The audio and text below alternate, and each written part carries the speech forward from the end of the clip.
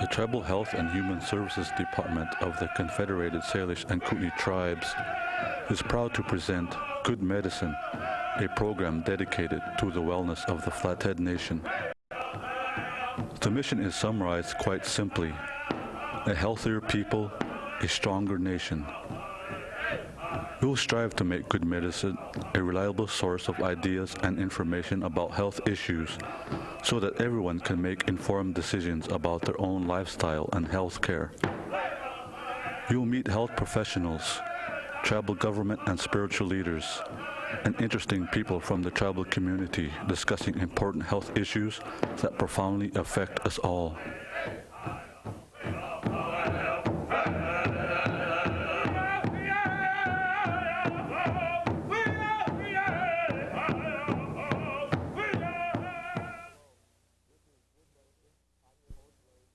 Hello, this is Good Medicine. I'm your host, Larry Pitts, and today we've got Paul Coates back again with us. We're in our last segment, our last session of going over the weight management programs.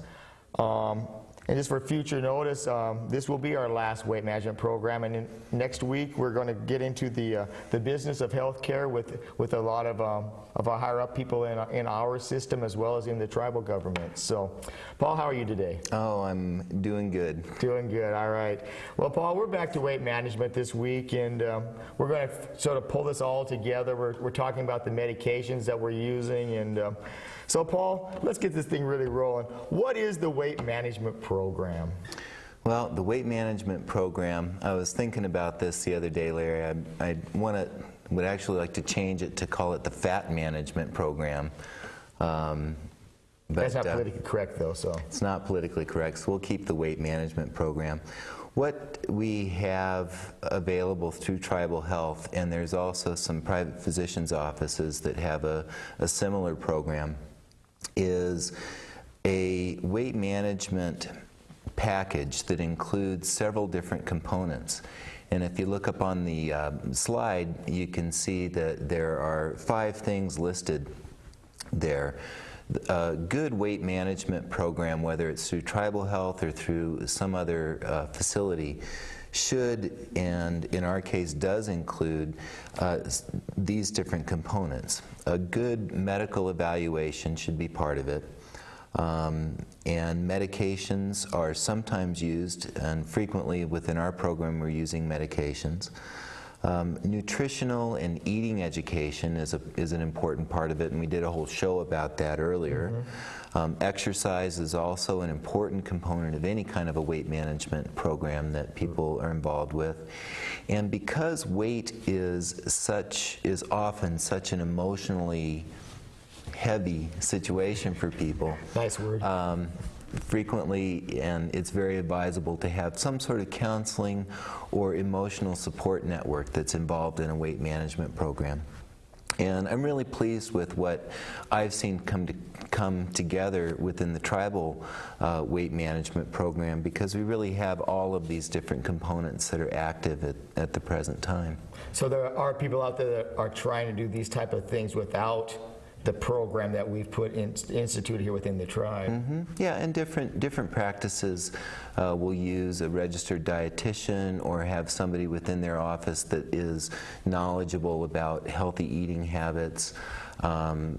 Folks do exercise programs, not just at the fitness centers, not just at the health club, but sometimes that's standing in front of your TV doing Richard Simmons or Jane Fonda or something like that. And the emotional support, sometimes that can come from a close friend, sometimes from somebody in the house, sometimes from a professional. It doesn't have to be a fixed program. I think that we're just lucky to have all of these things pulled together within our tribal program. I say blessed instead of luck, but okay. How do these medicines really work? Well, the medicines that are being used, there's been a lot that has come out in the media in the last year. I heard you mention actually that C. Everett Koop was on TV not too long ago talking about use of medications to treat obesity. And there's 2 medications that we've been using in our program over the past coming up on 2 years now. And the medications that we use, I've written up on this board and want to show you about those, Larry. The first of the medicines that we have been using in our program is called fenfluramine. And these are orange pills that we have, and what they do is they work on the brain chemistry to help reduce a person's appetite and to help balance out some of the brain chemicals that we've come to discover are very much a part of many people's weight problem. Okay. There are some side effects that go along with this medication, and I've listed those out. Fatigue, dry mouth. Some people will experience a day or two of diarrhea. It's not really the kind of diarrhea where you got to stay glued next to the toilet all day long, but it's more that somebody will go from having maybe 1 bowel movement a day to 2 or 3 bowel movements a day for 1 or 2 days while their body adjusts to the medication. Mm-hmm. There's been some question about memory problems in some of the students, even here at SKC, that have been involved with this particular medication. They've come back to me and say that their concentration is actually improved and that they're being able to study less and perform better on some of their tests. With this medication and also with the other medicine that we use in combination with this, there is a risk of something that's called pulmonary hypertension. Okay. And basically what that is, Larry, it's where the blood pressure inside the lungs goes up. Okay. And when that happens, the lungs can begin to fill up with fluid, which makes it hard for people to breathe. And if that goes on, then that puts extra demands on the heart. And it can really be a very serious and in some cases fatal, dangerous side effect. Fortunately, this pulmonary hypertension is something that only occurs to about 38 out of 1 million people that use this medication. It also is a danger that goes along with the new diet pill that's come out that's called Redux. Interestingly enough, Larry, Redux is, the generic name for Redux is dexfenfluramine. It's basically this same medicine that's been changed just a little bit with the idea that it would make it safer. Some of the clinical studies that have come out have shown that it has just about the same risk for the pulmonary hypertension and just about the same side effects as the fenfluramine does. The one benefit to this new medicine that's being used is that people are able to take it by itself and are not using it in combination with the other medicine that we use. Okay. Now, before I turn this page, I want you to notice that the side effect of this fenfluramine that I listed first is fatigue. Mm-hmm. And this medicine, Larry, has actually been around for a long time, since about 1972. And if it was used by itself, it helped control people's appetite a little bit. They lost a little bit of weight, but overall it wasn't really considered to be enough weight loss to be significant. And so as a drug by itself, it wasn't used very much. And what happened was that in about 1992, there was a researcher that published an article about using the fenfluramine along with this other medicine that's called phentermine, using them together. And what they found is that when these two medicines were used in combination, that they worked together in a much more powerful way than if you just had one medicine working by itself. It was almost like you got 2 + 2 = 10. So one is a booster. Mm-hmm. And they tend to boost the effects of one another. So the fenfluramine, the orange pill, had the side effect of fatigue. The phentermine has the side effect, I wrote down buzzy, and what I mean by that is most people, when they first start taking this medication, will feel very alert and very wide awake. Mm-hmm. Some people, especially if they've used like speed or some other types of amphetamine drugs, they'll say that the initial effects of this phentermine reminds them a lot about that amphetamine buzz. That buzzy feeling tends to go away within the first 2 weeks, and what people are left with is simply feeling more energetic and more alert. Some of the other side effects that can go along with this medicine, especially if it was used by itself, is that it can raise the blood pressure and it can raise the pulse. And there's also that 38 out of a million chance of developing pulmonary hypertension with this medicine also. Interestingly enough, the risk of this pulmonary hypertension does not seem to increase if the two medicines are used together.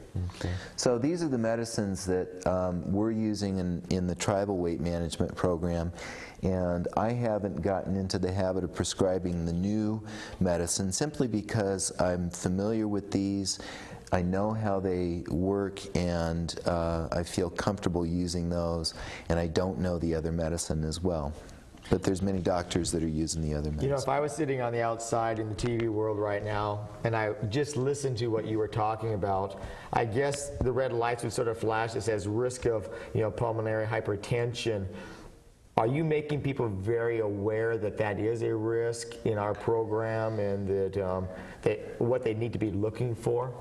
I feel like I have a big responsibility whenever I prescribe any medicine to let people know what the dangers are that can go along with that. And one of the things that we do in our program, Larry, is before we even have somebody come in to complete the full medical evaluation, is we ask people to come and attend about a 4-hour class that covers the exercise, the eating, and goes over the medicines in detail.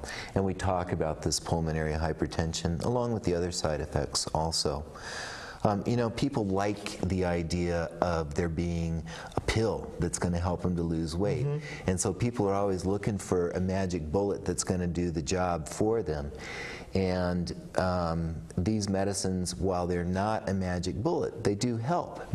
Mm-hmm. And so because of that, there's a lot of people that are going to want something like this, and I think that it's really important that people understand that with these medicines, as with almost any other medicine, there's risks and dangers that go along with it, and it's not something that you want to just start going out and popping pills, because there's bad things that can happen. Well, that's why you have side effects listed up there. Mm-hmm. And that's why you've talked about the dangers, which is the risk factors. Are there any other dangers that people would want to know in a weight management program like this?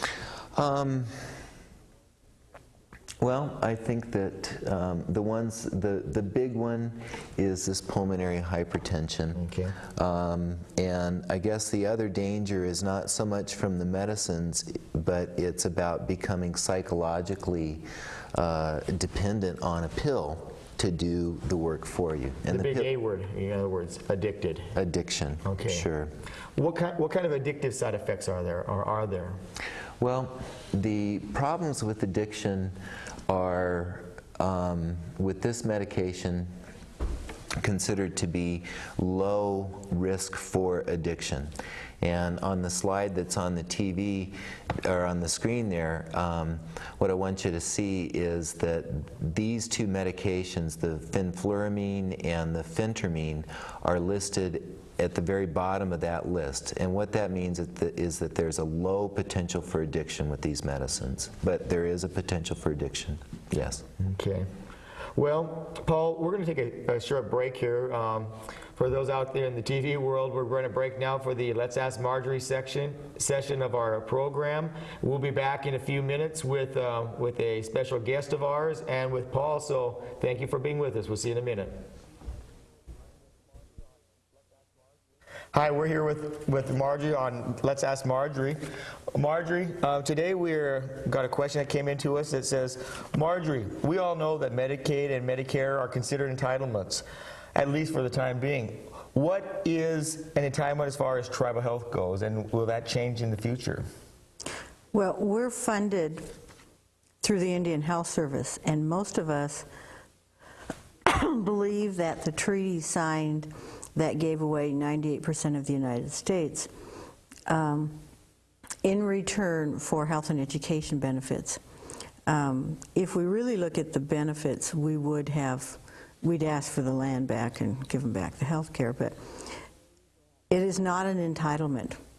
The way that the treaty obligations are met are on a year-by-year budget from Congress. And so your vote does count. The people who vote on the budget determine the amount that we get on a year-by-year basis. And so we are now funded, and Indian Health Service has been funded for some time at 65% of need. There are going to be some major reforms in the Medicaid, Medicare program this year, or that's what we're all expecting to happen. And they are entitlements, but the changes will affect Indian people. And during the last budget process, when there was an impasse, the governors met and they proposed a budget to the president. And in their Medicare, Medicaid budget, they had divisions like to migrants, to Indians, and for the very first time, Indians were in the Medicare, Medicaid process, but that didn't go through. They decided to wait until after the election to do the reform, and so they're going to be doing it in this congressional session. And so there are going to be some changes that are very important, but to add to that, while we believe that we have treaty obligations for Indian people, the states with large populations of migrants, such as California, Texas, New York, their interest is in providing health care to those people. And in that proposed Medicare budget, more money was allocated to migrants than to Indian people. Wow.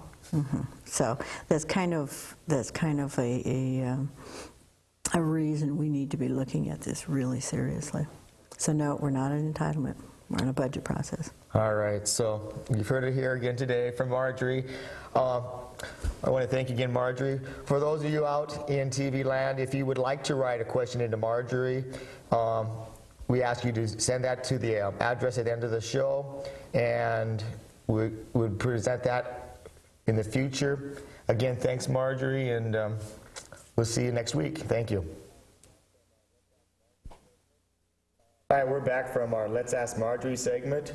We're back with Paul Coates, our nurse practitioner who runs basically our weight management program. He's sort of our head. And we also have with us now is one of our most successful participants of our program, Chrissie Ewing from Elmo. And so Chrissie, I want to welcome you to our program. You want to say hello to anybody out there? Hi. Hi, kids. All right. Well, let's get back on our subject here today. How well do these programs work for us, Paul? Well, weight management programs over history have a really lousy track record. People usually lose weight just fine. The whole trick has been keeping the weight off. And one of the things that I'm excited about in terms of the whole program that we're using here, medications and the whole kit and caboodle, is that I feel like it gives people the best chance possible with the technology and the information we have today for losing weight and keeping weight off. What I've seen is if people do nothing more than take pills and don't work at changing their eating behavior or their exercise behavior, if all they do is take medicine, they usually lose about 20 pounds, which they then regain shortly after quitting the medication. For people that do make some dietary changes, they lose an additional 10 pounds beyond what you get from just the medicine. And if they maintain those dietary changes, they do well at keeping that weight off once they come off the medication. For people that take medicine, eat healthy, and exercise, I haven't seen where that ends yet. And it's for those folks that work a complete program that the chances of losing weight and keeping it off long term without medication, those are the folks that have the best chances of success. So Chrissie, what have you done in your program? Have you done all three things? Watched your weight, food, have you exercised and taken the medication, or? I've done all three. You've done all three? I exercise in the morning for about, the most so far is 45 minutes. All right. And For that 45 minutes of exercise, do you go out and you run for 45 minutes and you're just putting yourself, do you work so hard that you can't even walk when you get done, or? no, I'm just, when I first started out, I started like with the treadmill and then with the bike, and that's pretty much it. Last night, I got put on another program where I'm doing some toning now. All right. In fact, I heard sort of a nut put you on that program last night. Is that true? Yeah, you did. Oh, okay, that's good. All right. So, can you tell us, Chrissie, what you think of this program? Has it really helped you? How long have you been on this program, I guess? Since the end of May. End of May. Okay. And I think it's helped me quite a bit. Well, I can actually attest to that. I've seen a big change in the way you look, as far as, you have dropped quite a few pounds. Paul, what do you think? You work around Chrissie. I mean, you see her every Tuesday. What have you seen in her that you can sort of share with her, maybe sort of encourage her right now? Well, what I've seen is an improvement in her overall energy level. I think your blood pressure's come down a little bit. It seems also that there's been some improvements in cholesterol and some of those blood tests that we've used in the monitoring. And in terms of side effects or complications from using the medicines, I really haven't seen that much. Some problems with dry mouth, and that's something that I think is still going on a little bit. That's just not her being nervous being on TV right now? I don't think so. Okay. From my point of view, it seems like things have gone well for you. All right.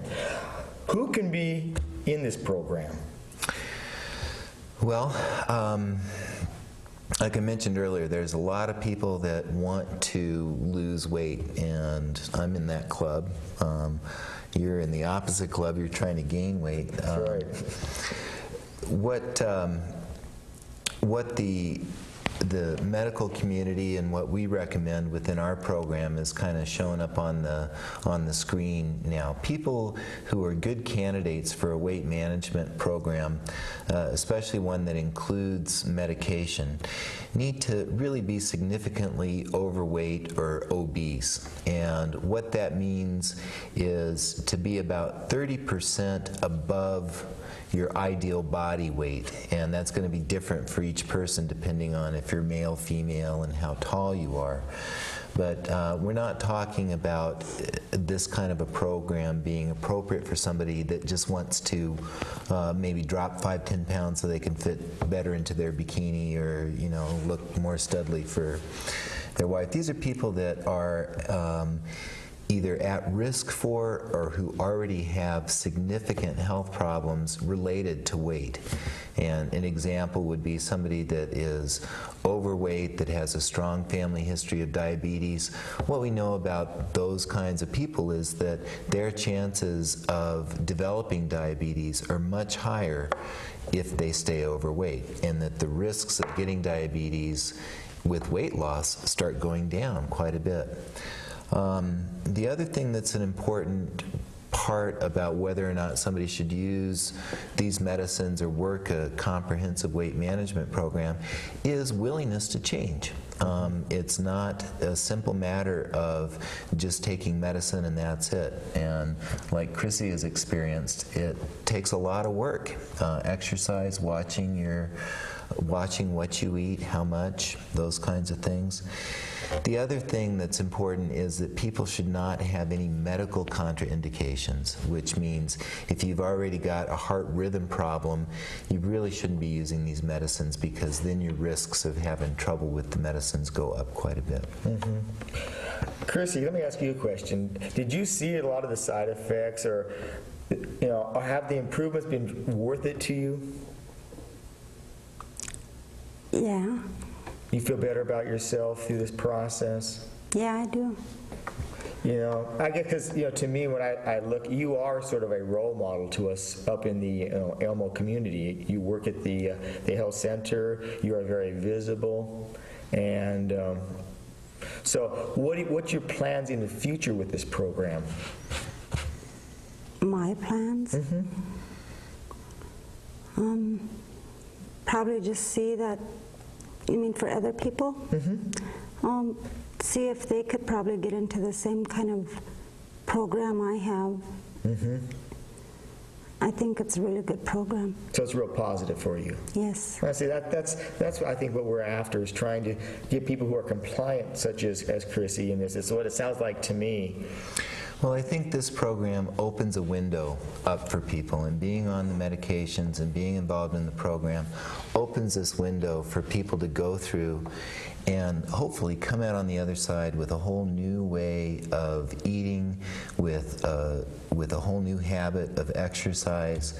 And I think that the medications and the support that there is for people through individuals like yourself, through Patty Duran, and the encouragement and support people get can really help them to move into a whole different way of living and being in a much healthier lifestyle, and one that is less heavy than the one that they had left behind.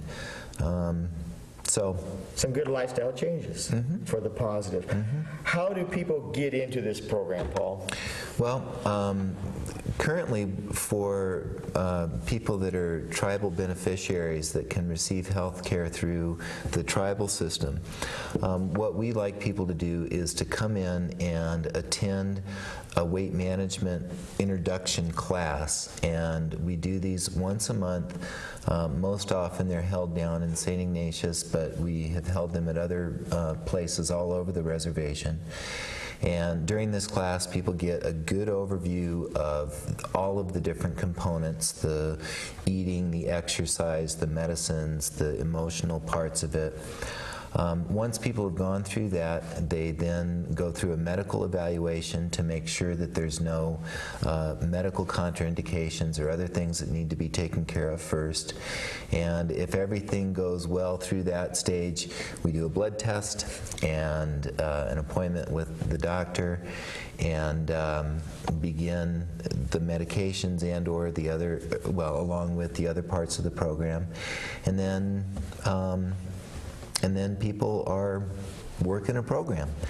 And I guess the last thing that I want to say about being a part of this program, monitoring and keeping appointments and following up is a really, really important part. I talked a little bit about the medicines and some of the side effects and some of the dangers, and it's really important that people be monitored to make sure that none of that bad stuff is going on. And the other thing about monitoring is it gives you a chance to measure your progress and see how well you're doing. So.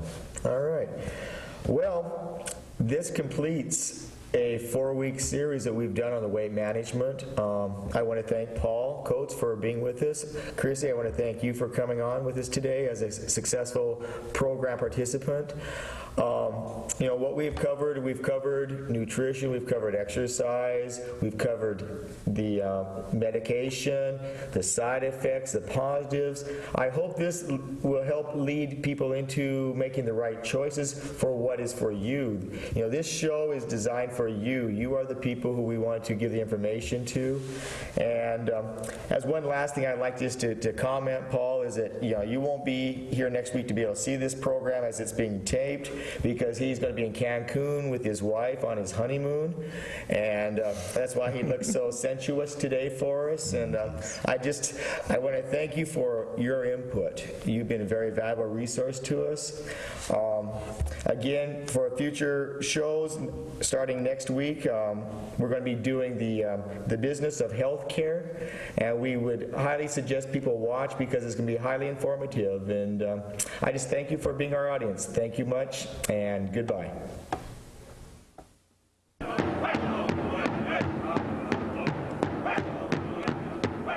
Good Medicine is your program. We hope you watch this and subsequent programs to stay informed about your health care, and we'd like to hear from you about how we're doing. Please direct any comments or suggestions you have to us. You can reach us at